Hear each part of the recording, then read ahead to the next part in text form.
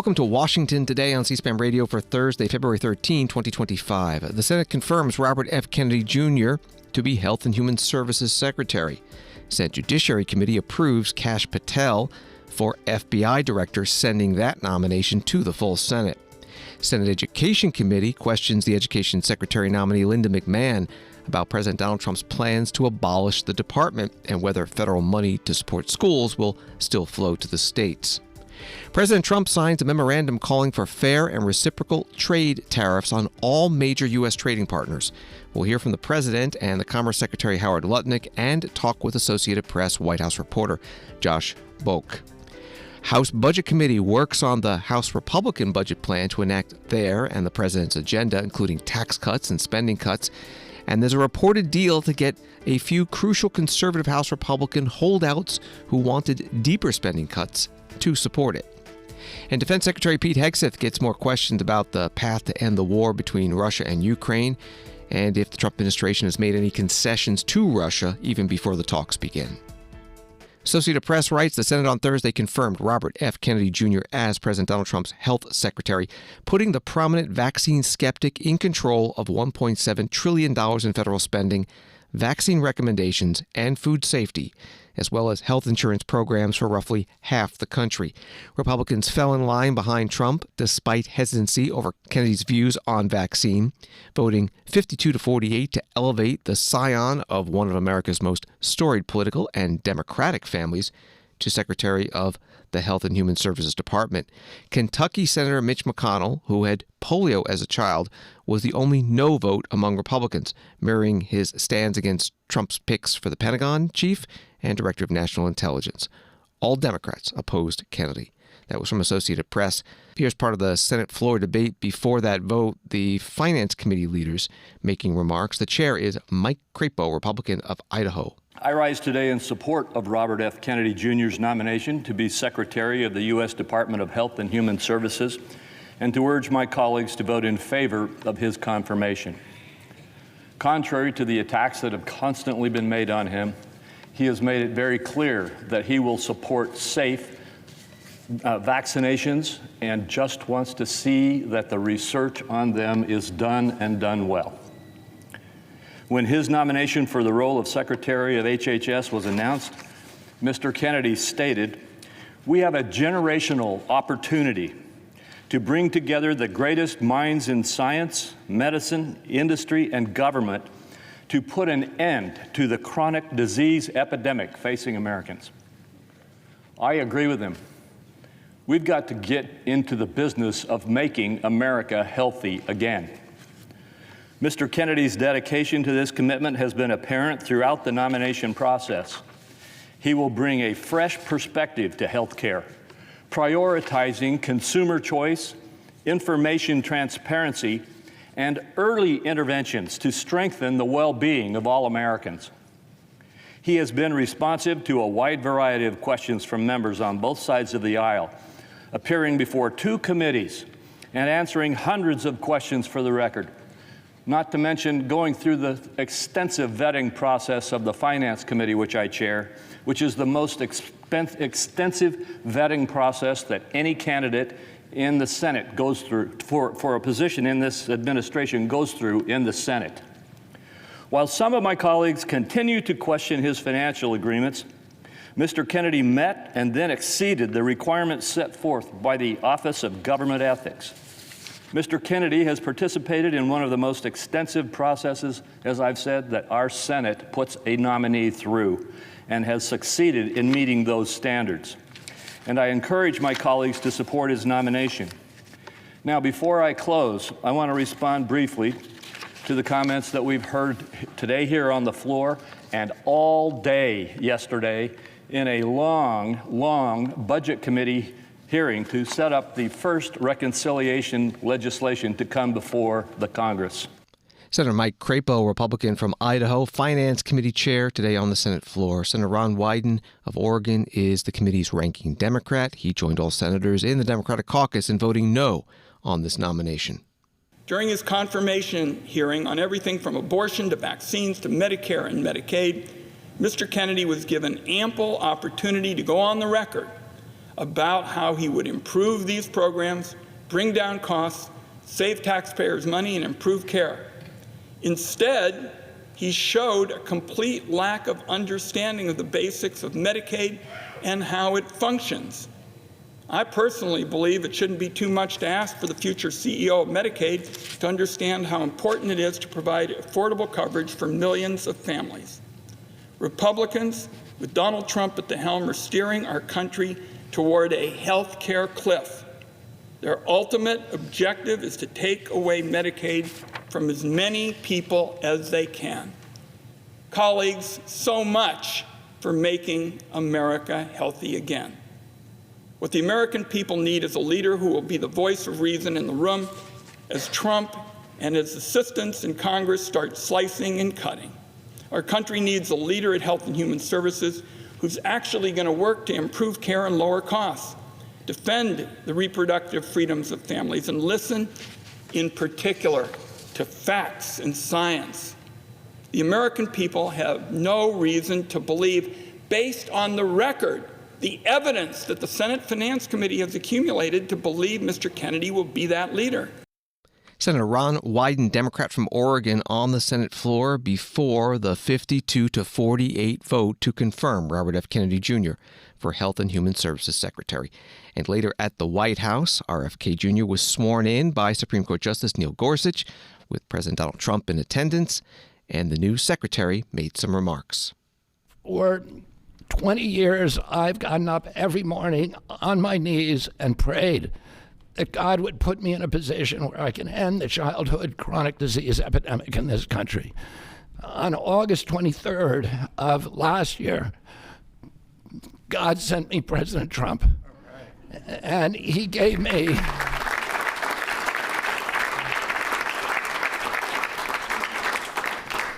he's now given me, he's kept every promise that he's made to me. He's kept his word in every account and gone way beyond it. I'm so grateful to you, Mr. President. A lot of people told me that I couldn't trust President Trump, that I better get it in writing. And we did a handshake, and everything that he told me he was going to do, he has done. And I'm so grateful to him, and I've told you before, I genuinely believe that you are a pivotal historical figure, that you are going to transform this country at a time when we see all of the indicia of democracy now in tatters in our country. We see the rise of the military-industrial complex, the rise of totalitarianism, these attacks on our Constitution, and this breathtaking epidemic that is disabling our people. President Trump has promised to restore the American dream in this country. A healthy person has 1,000 dreams. A sick person only has one. 60% of our population has only one dream, that they get better. President Trump has promised that he's going to restore America's strength. But we can't be a strong nation if we have a weak citizenry.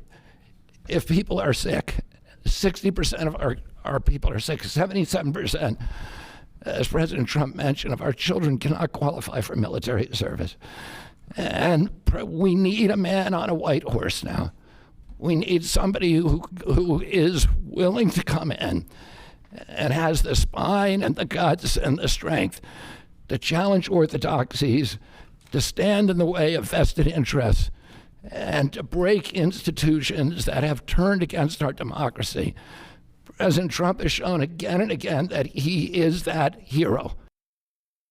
Health and Human Services Secretary Robert F. Kennedy Jr. in the White House Oval Office with President Trump after the Senate voted today to confirm the secretary, and he took the oath.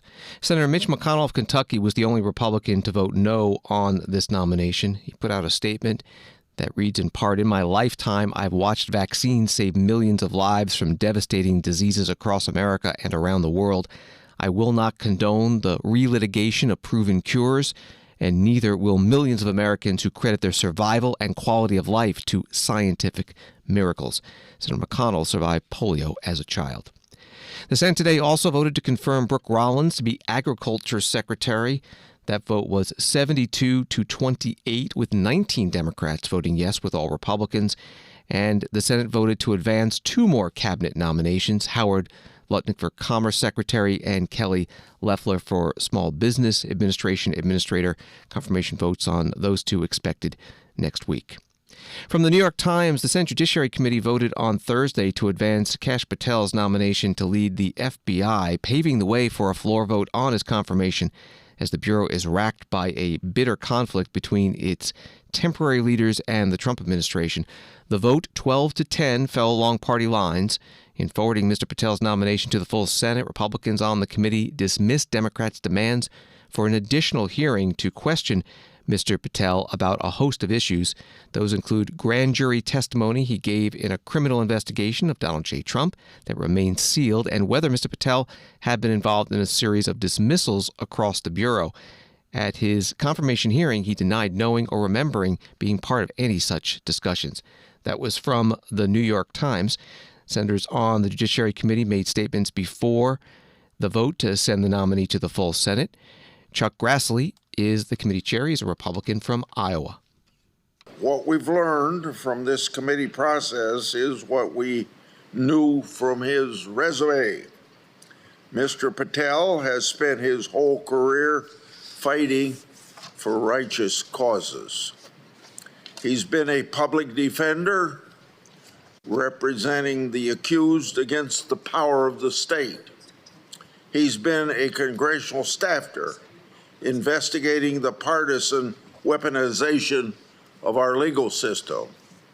And he served in key national security roles, protecting Americans from foreign enemies. He's received support from former FBI agents, former federal and state prosecutors, and organizations representing more than 680,000 law enforcement officers. But Mr. Patel's resume, his accomplishments, and his supports aren't why he's the best person for this job. Mr. Patel should be considered our next FBI director because the FBI has been infected by political bias and weaponized against the American people. Mr. Patel knows it.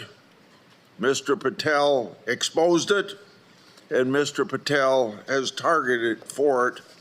And I've got plenty of examples to show what's wrong with the FBI. Senator Chuck Grassley, Republican of Iowa and Judiciary Committee chair at today's meeting to consider the FBI director nominee, Kash Patel. Senator Amy Klobuchar, Democrat of Minnesota, spoke about why she opposes the nomination. A director's loyalty to the American people, the Constitution, and the rule of law is paramount. But Mr. Patel made it abundantly clear that he is loyal to the president, and that is his calls for retribution. When you look back at Mr. Patel's writings, at his interviews, at what he has done in his life, that his focus is the loyalty to the president and not to the people of this country. Mr. Patel has threatened the president's critics. As he said, I quote his words, not just in the government, but in the media, end quote. On one podcast in December 2023, he said, and I quote, "We're going to come after you, whether it's criminally or civilly." On a podcast just last August, I know sometimes our colleagues, we have writings or we have interviews of people that are 10, 15 years ago. These are all recent. Just this August, he said, when Trump wins in 2024 and is in power in 2025, we can prosecute them, referring to Justice Department officials. And when I asked him about it in my written questions, he replied about that comment, he replied that, quote, he made those comments in a television interview, not in a court of law or before the committee, as if the venue minimizes the threat. And in fact, at his hearing before this committee, he had opportunity to walk back that threat and others. He chose not to. Nor did he try to explain his so-called deep state list of former government officials, including many Republicans who served in the last Trump administration, including Attorney General Barr, who Republicans on this committee have repeatedly commended for his service. But he is on, Barr is on, Kash Patel's deep state list. He also criticized former CIA Director Gina Haspel, numerous elected officials, including the former head of Veterans Affairs, Dennis McDonough. Senator Amy Klobuchar, Democrat of Minnesota, at today's Judiciary Committee meeting, the committee voted to send the nomination of Kash Patel for FBI Director to the full Senate on a party line vote 12-10. NBC News writes the White House terminated multiple U.S. attorneys on Wednesday evening amid a period of upheaval at the Justice Department initiated by President Donald Trump, who was himself a criminal defendant in 2 separate federal cases until they were dropped after his election in November. The full extent of the terminations was not clear as of Thursday morning. That was from NBC News. From Politico, Education Secretary nominee Linda McMahon told a congressional panel on Thursday that Donald Trump does not want to defund the agency he's repeatedly said he wants to dismantle. She underscored that Congress would not be left out of the process of deciding on the agency's future. The president is expected to issue an executive order this month to dismantle the Education Department. That was from Politico. The hearing was before the Health, Education, Labor, and Pensions Committee. The chair is Bill Cassidy, Republican of Louisiana. President Trump is reportedly drafting an executive order requiring the Secretary of Education to develop a plan for downsizing the Department of Education and working with Congress to eliminate entirely. Yes or no, do you agree that since the department was created by Congress, it would need an act of Congress to actually close the Department of Education? And certainly President Trump understands that we'll be working with Congress. We'd like to do this right. We'd like to make sure that we are presenting a plan that I think our senators could get on board with and our Congress could get on board with that would have a better functioning Department of Education, but certainly does require congressional action. Okay. In terms of the plans to downsize, what would be the components of that plan that would not require congressional approval? Well, I do believe, Senator, that there are departments of education that are established by statute, and those particular departments we'd have to pay particular attention to. But long before there was a Department of Education, we fulfilled the programs of our educational system. Are there other areas, other agencies where parts of the Department of Education could better serve our students and our parents on a local level? And I am really all for the President's mission, which is to return education to the states. I believe, as he does, that the best education is closest to the child and not certainly from Washington, D.C. If the department is downsized, would the states and localities still receive the federal funding which they currently receive? Yes. Okay. It is not the President's goal to defund the programs. It is only to have it operate more efficiently. Education Secretary nominee Linda McMahon, questioned by Senator Bill Cassidy, Republican of Louisiana, chair of the Health, Education, Labor, and Pensions Committee. Senator Patty Murray, Democrat of Washington State, asked the nominee about cancellation of some education department spending that's happening now. Elon Musk's DOJ staffers have reportedly set up camp at the Department of Education. They've already been given access to highly sensitive student data and have already started holding back money that Congress decided on a bipartisan basis was needed to help our schools and students.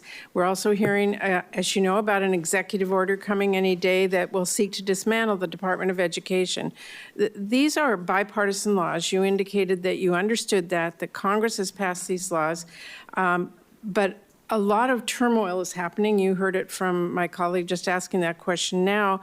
So I want to ask you, if confirmed, do you commit to getting every dollar we have invested in our students and schools out to them? Well, the appropriated dollars and those monies that are passed by Congress, yes. I have no issue, however, with the fact, and I believe the American people spoke loudly in the election last November to say that they want to look at waste, fraud, and abuse in our government.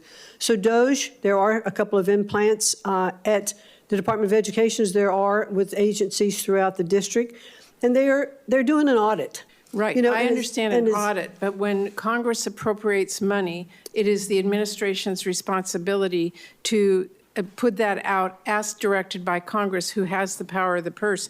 So what will you do if the president or Elon Musk tells you not to spend money Congress has appropriated to you?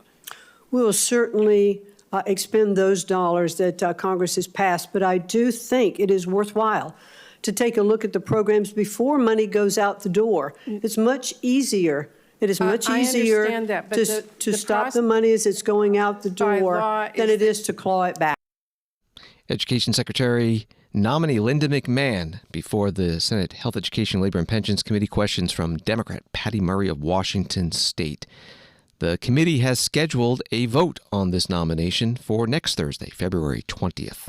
This is Washington Today. From Associated Press, President Donald Trump on Thursday rolled out his plan to increase U.S. tariffs to match the tax rates that other countries charge on imports, possibly triggering a broader economic confrontation with allies and rivals alike, as he hopes to eliminate any trade imbalances.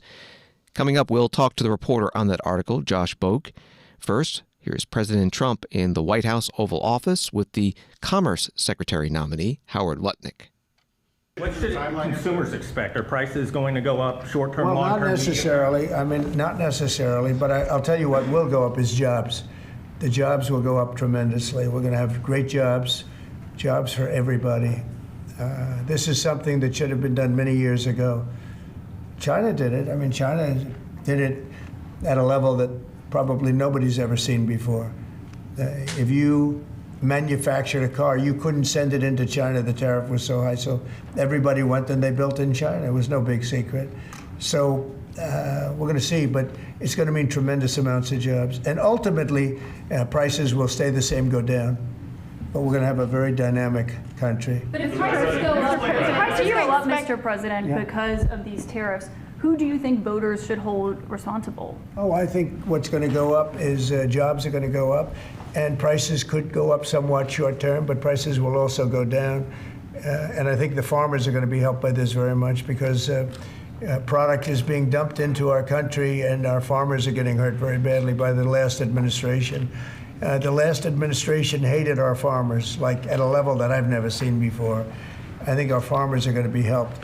Jobs are going to be helped, but our farmers are going to be helped. Our manufacturers are going to be helped. And again, if somebody wants to come in, including the car companies, if they want to come in and build car plants, they'll do it without tariffs, and therefore prices won't go up. There could be some short-term disturbance, but long-term, it's gonna make our country a fortune. So Americans should prepare for some short-term pain. No, possibly. you said that. I didn't say that. You know? Well, if the prices go up, let's see what happens. Nobody really knows what is going to happen, other than we know that jobs are going to be produced at levels that we haven't seen before. We know that we think interest rates are going to ultimately be coming down because of things that happen, and they go hand in hand with the tariffs. But we think that the prices for some things, many things, it could be all things, will go down. Ultimately, will go down. Mr. President, can you explain the timeline here, sir? There's a period of time for a review, a report, 180 days. Sure. What's the earliest date that you think tariffs will actually be implemented in executed? Well, I would say, maybe I'll ask Howard to answer that, because he's going to be the one that's implementing. What do you think? Our studies should be all complete by April 1st.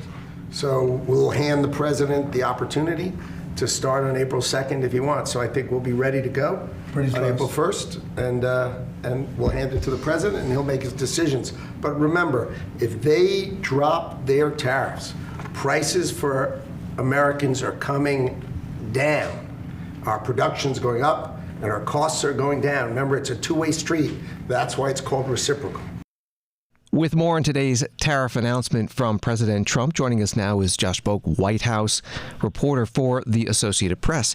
Thank you so much for being with us. Commerce Secretary Howard Lutnick today in the Oval Office with the president said this could happen in just a few weeks. Did it sound like that was the plan? This is almost a done deal. So if we've seen one thing in this Trump presidency, they like the idea of moving fast. But there's a difference between moving fast and getting the policy right.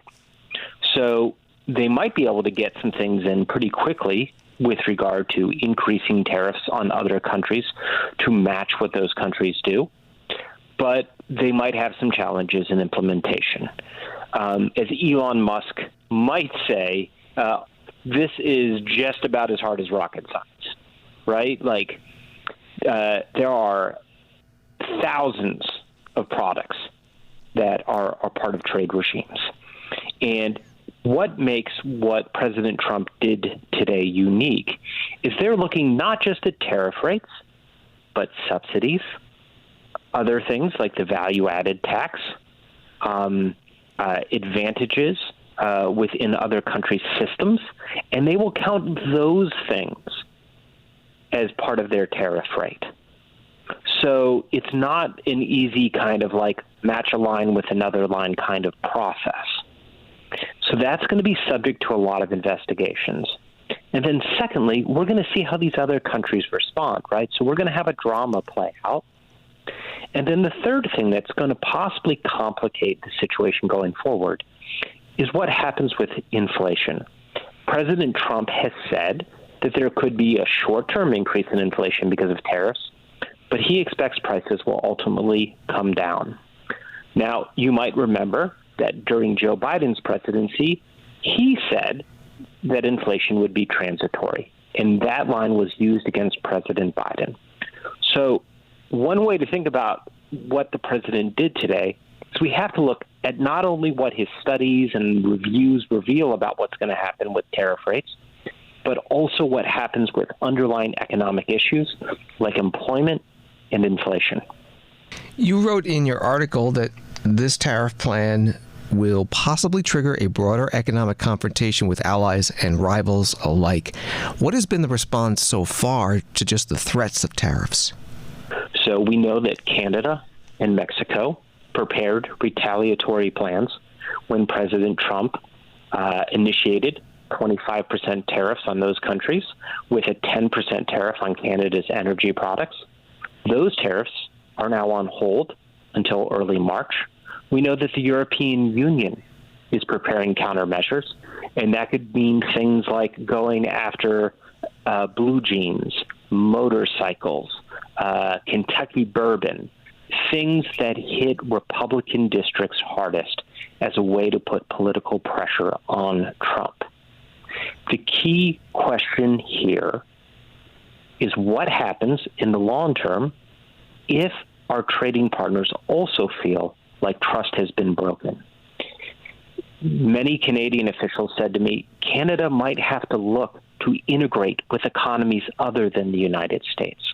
So you might have a short-term response, and with these threats, you might have a longer-term response in which our existing partners decide to do less and less business with us. We're talking with Josh Boak with the Associated Press. President Trump has continually said that the goal is not to impose the tariffs, but to either have the trade barriers removed by the other countries, or better yet, he says, have the product made in America. And he has often been touting investments from companies in America. Is there a movement towards that? Is that a realistic goal? So let's step back on a few things. President Trump is making a lot of promises about what tariffs can achieve. It's not just a negotiating ploy with him. He has also talked about it as a way to pay for government programs and reduce the budget deficit.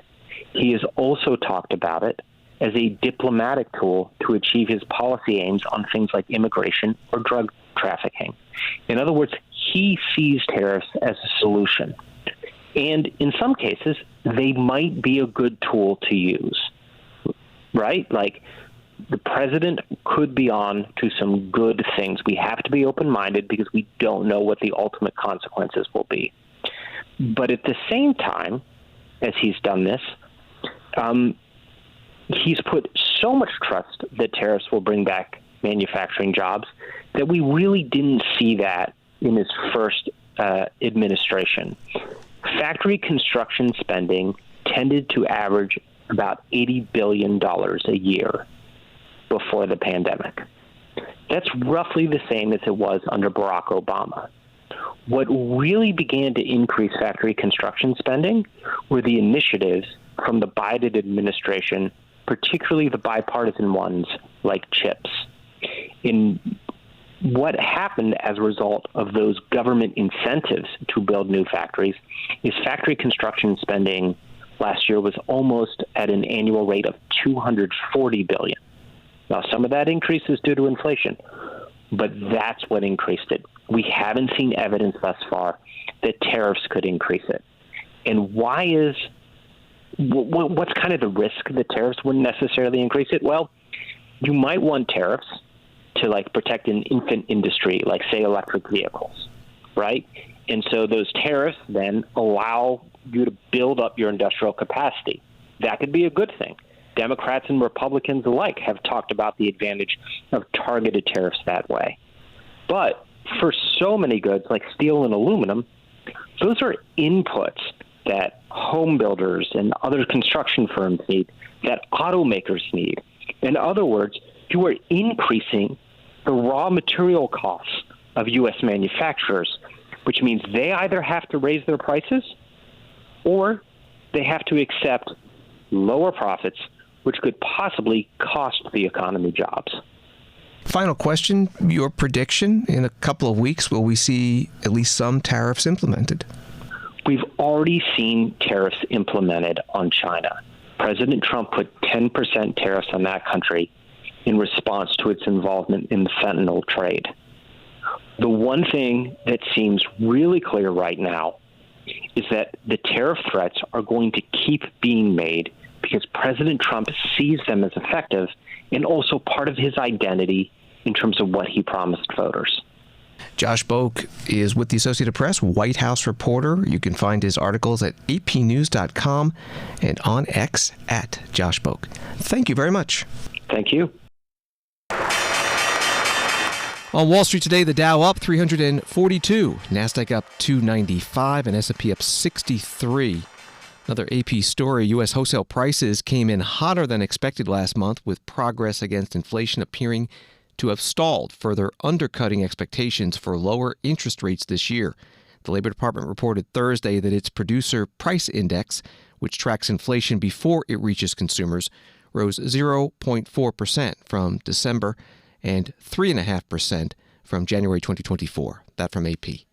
Washington Today continues in a moment. C-SPAN Now is a free mobile app featuring your unfiltered view of what's happening in Washington, live and on demand.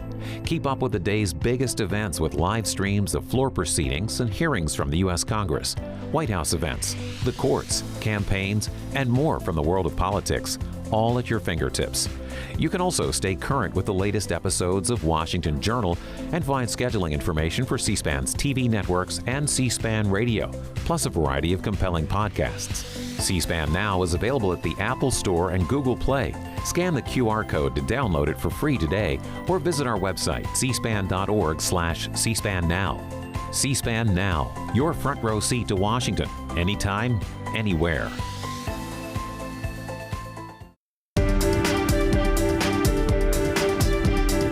Welcome back to Washington Today, available as a podcast on the free C-SPAN Now mobile app and wherever you get your podcasts. Washington Times writes that House Republicans' budget blueprint will likely survive its first hurdle after GOP leaders agree to a change driven by debt hawks that will incentivize Republicans to shoot for deeper spending cuts. Debt hawks in the House Freedom Caucus were largely unhappy with House Budget Committee Chairman Jody Arrington's budget resolution setting the floor for spending cuts at $1.5 trillion. The congressman argued they need deeper cuts to offset trillions that would be added to the deficit from sweeping tax cuts. House Freedom Caucus Chairman Andy Harris, Maryland Republican, said Republican leadership agreed to an amendment to the budget resolution that committees shall collectively seek at least $2 trillion in spending cuts, changing the language from being aspirational to more concrete. That was from the Washington Times. Here are the opening statements from today's Budget Committee markup. Top Republican and Democrat on the committee, Jody Arrington from Texas, Republican, is the chair. This budget resolution provides the fiscal framework for what will be one of the most consequential pieces of legislation in modern history, and the principal legislative vehicle for delivering on President Trump's America First agenda. The era of wasteful, woke, and weaponized government is over. This balanced budget resolution will achieve the following objectives. To make America prosperous again, we will provide tax relief for working families and small businesses who've suffered through one of the worst cost of living crises in our nation's history. We will reverse the Biden-Harris administration's whole-of-government assault on domestic energy, which will bring down prices for consumers, breathe life back into our economy, and reestablish American energy dominance. We will put an end to the administrative state and the barrage of burdensome regulations that are crushing our small businesses and compromising our freedoms. We will rein in the reckless spending that lit the fuse on inflation and record interest rates, weakening our economy and pushing our nation to the brink of a debt crisis.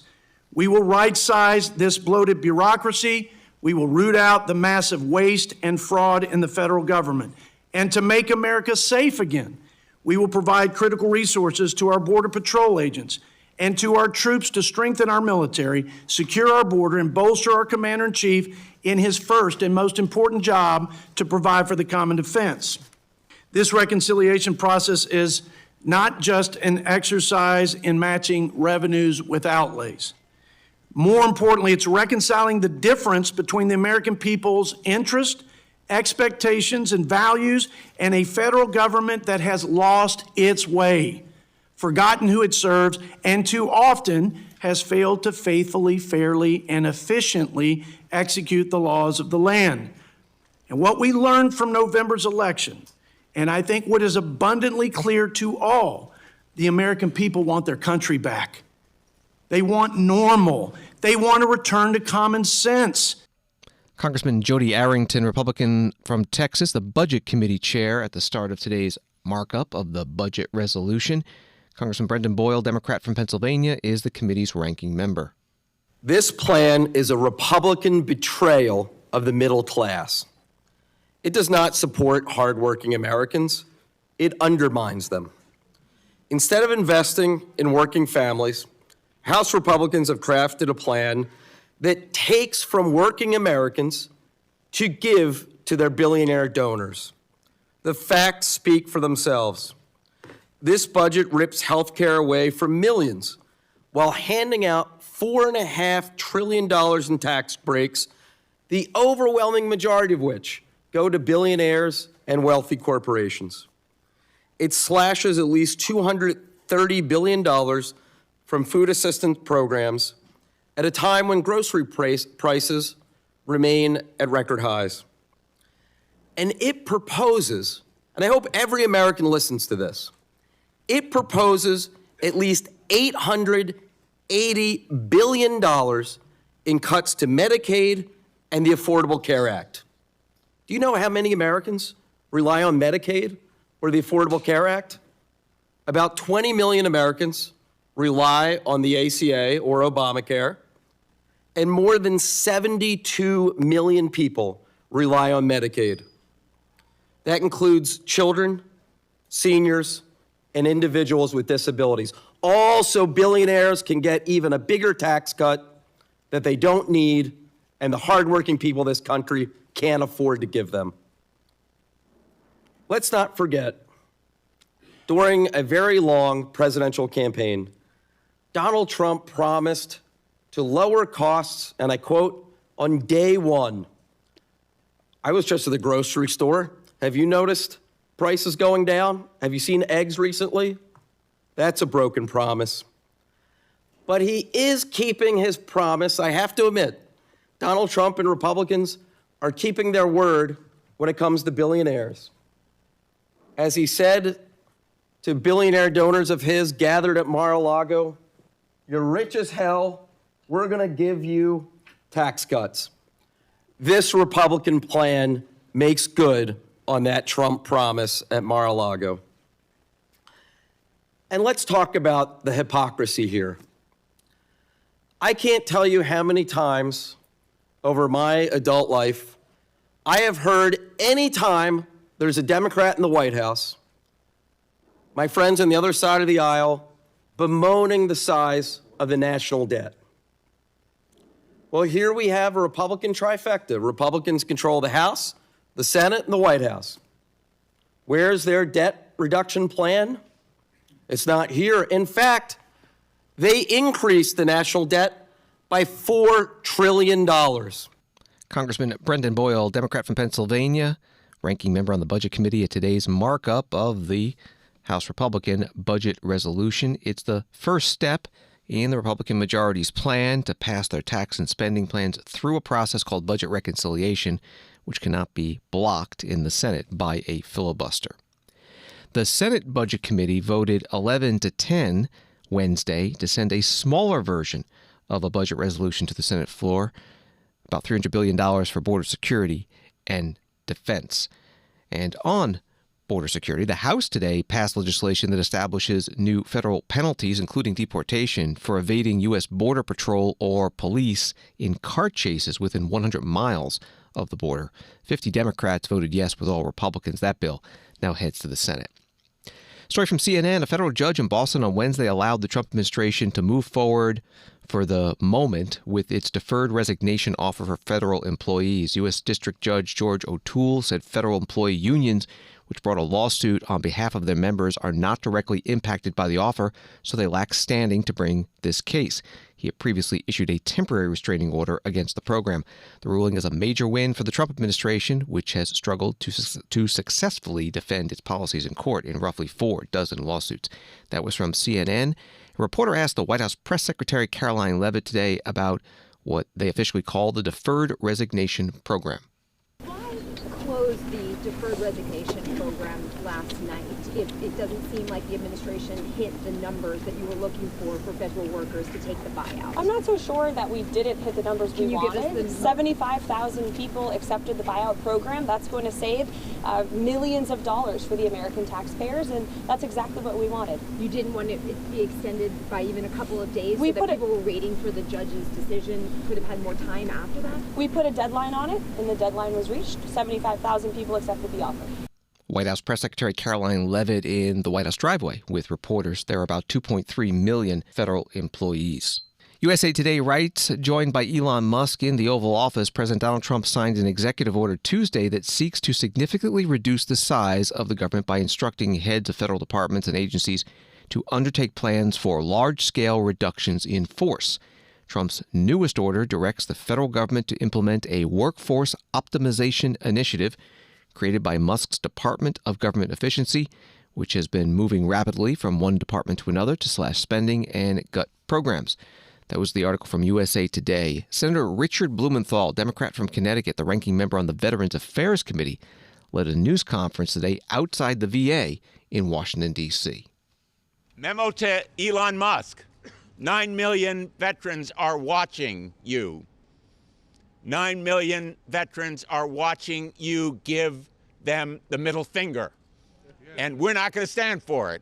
We are going to fight Elon Musk's plan to slash and trash the VA in the biggest power grab and heist of valuable information and money in our nation's history. We owe our heroes better than what we have seen in the force reduction plans. You know, force reduction is a nice way of saying massive layoffs, attrition-based reduction in the numbers of people. And we are seeing already the impacts on our VA facilities and veterans benefits all around the country.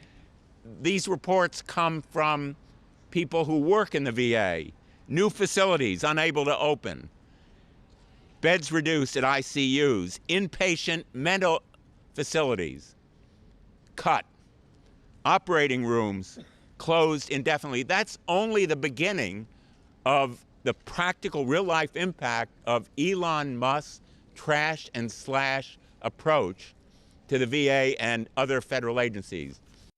Senator Richard Blumenthal, Democrat from Connecticut, ranking member on the Veterans Affairs Committee, joining other Democratic members of the House and Senate outside the VA in Washington, D.C. Reuters article, a federal judge on Thursday extended for 1 week a pause on the Trump administration's plan to put thousands of U.S. Agency for International Development workers on leave while he considers a lawsuit by government employee unions. U.S. District Judge Carl Nichols in Washington said at a hearing he was concerned about the safety of USAID workers stationed abroad and ordered the government to provide more information about what it would do to ensure the safety of any workers placed on leave. Another Reuters article, U.S. Defense Secretary Pete Hegseth rejected criticism on Thursday of Washington's negotiating strategy with Russia on the war in Ukraine and warned Europe against treating America like a sucker by making it responsible for its defense. Hegseth told a press conference at NATO headquarters in Brussels, "Make no mistake, President Trump will not allow anyone to turn Uncle Sam into Uncle Sucker. Europe should be primarily responsible for defense on the European continent," he said. In his overseas debut after taking charge of the Pentagon on January 24th, Hegseth has set off a storm of criticism in Europe after announcing on Wednesday that a return to Ukraine's pre-2014 borders was unrealistic, and the Trump administration does not see NATO membership for Kyiv as part of a solution to the war triggered by Russia's 2022 invasion. That was the article from Reuters. Here's part of today's news conference with the Defense Secretary in Brussels. You have focused on what Ukraine is giving up. What concessions will Putin be asked to make? I would start by saying the arguments that have been made that somehow coming to the table right now is making concessions to Vladimir Putin outright that we otherwise, or that the President of the United States shouldn't otherwise make. I just reject that at its face. There's a reason why negotiations are happening right now, just a few weeks after President Trump was sworn in as President of the United States. Vladimir Putin responds to strength. In 2014, he invaded Crimea, not during the presidency of Donald Trump. Over 4 years, there was no Russian aggression from 2016 to 2020. In 2022, Vladimir Putin took aggression on Ukraine. Once again, not while President Trump was President of the United States. So any suggestion that President Trump is doing anything other than negotiating from a position of strength is on its face ahistorical and false.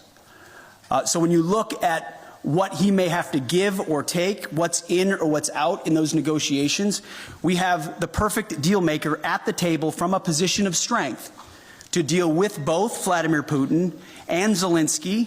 No one's going to get everything that they want, understanding who committed the aggression in the first place. But I challenge anyone else to think of a world leader at this moment who, with credibility and strength, could bring those two leaders to the table and forge a durable peace that ultimately serves the interests of Ukraine, stops the killing and the death, which Trump has been clear he wants to do, and hopefully ultimately is guaranteed by strength of Europeans who are there prepared to back it up. Defense Secretary Pete Hegseth at a news conference at NATO headquarters in Brussels, Belgium, after a meeting of NATO nation defense ministers. CNN quoting the Ukrainian President Volodymyr Zelensky visiting a nuclear power plant in western Ukraine that he will not accept a peace deal struck between the U.S. and Russia without Ukraine's involvement. He said, "As an independent country, we simply cannot accept any agreements without us." President Donald Trump asked about this in the Oval Office. He told reporters that Ukraine would have a seat at the table. He also said, "I don't see any way that a country in Russia's position would allow them, just in their position, could allow them to join NATO." And from The Guardian, this story, the Israeli government has signaled it intends to stick to the hostage release schedule agreed in the ceasefire deal with Hamas, but warned that if the anticipated 3 surviving hostages were not released on Saturday, it would go back to war in Gaza. The statement from the Prime Minister's office ends nearly 3 days of confusion following Donald Trump's declaration that Israel should demand Hamas release all the remaining hostages, more than 70 people, by Saturday, or failing that, end the ceasefire. That was from The Guardian. And finally, on Washington Today, this from Associated Press, U.S. Senator Tina Smith of Minnesota said Thursday that she won't seek re-election, dealing a blow to her fellow Democrats' hopes of retaking the Senate in 2026. Senator Smith posted this video. I wanted you to hear directly from me that I have decided not to run for re-election to the United States Senate in 2026. I have loved my job as United States Senator.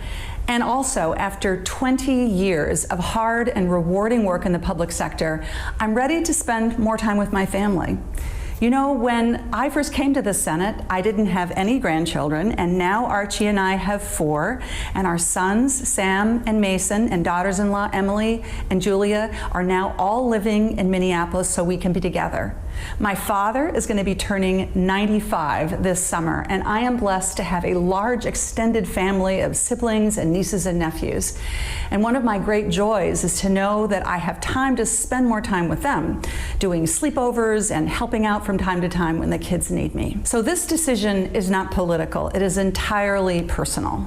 But it's not lost on me that our country is in need of strong progressive leadership right now, maybe more than ever. So there are 2 things on my mind about this. The first is that I have nearly 2 full years left in my Senate term, and I plan to use every single day working as hard as I can to represent your interests in the United States Senate and make sure that your voices are heard. And also, since I don't have to worry about running an election, a re-election campaign, I can focus entirely on this job right now. And second, we have a deep bench of political talent in Minnesota, a group of leaders that are more than ready to pick up the work and carry us forward. And I'm excited to make room for them to move forward.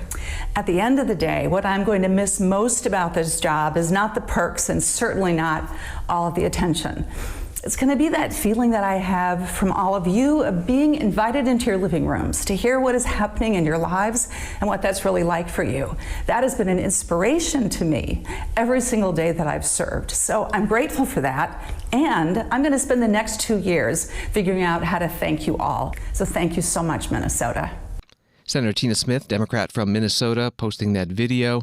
She was appointed to the Senate in 2018 when former Senator Al Franken, a Democrat, resigned and then won a full 6-year term in 2020. Again, from the Associated Press article, several Democrats said they would run or quickly signaled their interest in this open seat, including Governor Tim Walz, Lieutenant Governor Peggy Flanagan, U.S. Congresswoman Ilhan Omar, and Secretary of State Steve Simon. AP article says while no Republican has won statewide office in Minnesota since 2006, a couple came close in 2022, and the traditionally Democratic state has become increasingly competitive in recent years. Thanks for listening to Washington Today. Sign up for C-SPAN's evening newsletter word for word and get the stories making headlines in Washington emailed to you every day. Subscribe at cspan.org/connect. Have a good night.